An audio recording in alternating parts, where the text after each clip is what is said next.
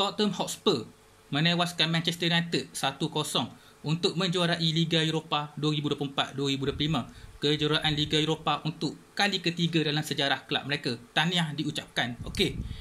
Tottenham Hotspur mereka bertahan dengan baik, terutama di separuh masa kedua.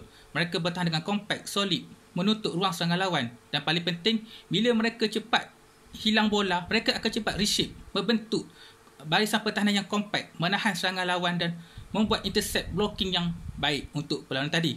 Manchester United meskipun mereka lebih banyak menguasai perlawanan di separuh masa kedua, tetapi mereka dihampakan dari segi aspek finishing, decision making dan kualiti hantaran. Berapa kali hantaran mereka tak mampu untuk membelah pertahanan lawan. Okey. Tottenham Hotspur mereka manfaatkan defensive error lawan di penghujung separuh masa pertama untuk mendapatkan gol kemenangan, dan selebihnya mereka mampu mempertahankan kelebihan sampai tamat perlawanan. Manchester United jelas defensive error mereka di hujung separuh masa pertama membolehkan lawan mendapatkan gol kemenangan, dan itu merugikan mereka sepanjang perlawanan ini meskipun mereka lebih menguasai perlawanan. Apapun, satu kemenangan yang tipis untuk Tottenham Hotspur dan mereka juara Liga Eropah 2024-2025.